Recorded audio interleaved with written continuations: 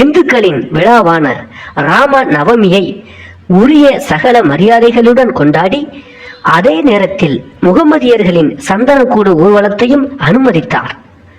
திருவிழாக்களில் குத்துச்சண்டையை ஊக்குவித்து வெற்றி பெற்றோருக்கு பரிசுகள் வழங்கினார்.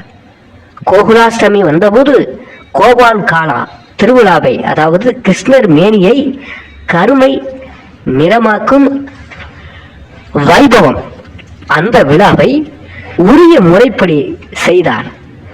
இந்த திருவிழாவின் போது முகமதியர்களை தங்கள் தொழுகையை, அதாவது நமாஸ், தமது மசூதியில் செய்ய அனுமதித்தார்.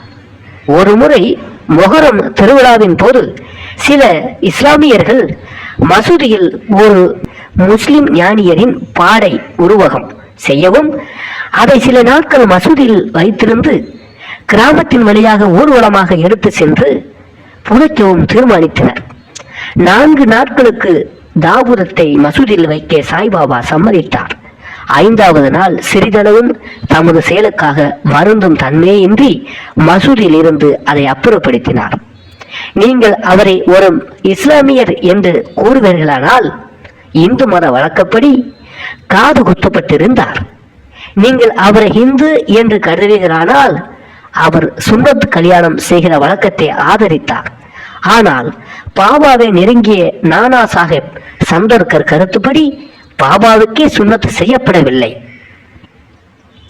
பிவி தேவ் எழுதிய பாபா ஹிந்து கி யவன் என்ற கட்டுரையை சாயிலீலா சஞ்சிகையில் பக்கம் 562 பார்க்கலாம். நீங்கள் அவரை ஹிந்து என்று அழைத்தால் எப்போது மசூதியில் வாழ்ந்தார்? முகமதியர் என்றால் துணி என்னும் அகண்ட நெருப்பை அவர் எப்போது மசூதியில் வைத்திருந்தார்? முகமதிய மதத்துக்கு விரோதமான பின்வரும் 3 பழக்கங்களையும் கொண்டிருந்தார். அதாவது திருகையின் அரைப்பது, சங்கு ஊதுவது, மணி அடிப்பது, தீயில் ஆகுதி செய்தல், பஜனை, தண்ணீரால் சாய்பாபாவின் பாதத்தை அர்க்கிய வழிபாடு செய்தல் முதலின எப்போதும் அங்கு அனுமதிக்கப்பட்டன. நீங்கள் அவரை இஸ்லாமியர் என்று நினைத்தால் பிராமண சிரேடர்களும் அக்னிஹோத்திரிகளும் தங்கள் வைதிக சம்பிரதாயத்தை விட்டுவிட்டு அவர் பாதங்களில் சாஷ்டாண்டமாக வீழ்ந்து பணிந்தனர். அவரது தேசம் முதலியவற்றை பற்றி விசாரிக்க போனவர்கள் அவரது தரிசனத்தால் கவரப்பட்டு திகைத்து வாயெடுத்து ஊமையானார்கள்.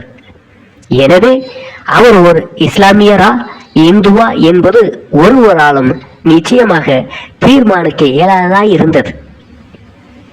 இது அதிசயமல்ல. அகங்காரத்தையும் உடல் உணர்வையும் ஒழிப்பதன் மூலம் பரமாத்மாவிடம் தன்னை முழுவதும் அர்ப்பணித்து சரணாகதி அடைந்து அவருடன் ஒன்றிணைபவனுக்கு ஜாதி, தேசம் என்னும் கேள்விகள் குறித்து கருத்து கொள்வதற்கு ஏதுமே இல்லை. சாய்பாபாவை போன்ற அத்தகைய ஒரு ஜாதிகளுக்குள்ளேயும் ஜந்துகளுக்குள்ளேயும் எந்தவித வேறுபாட்டையும் காணவில்லை.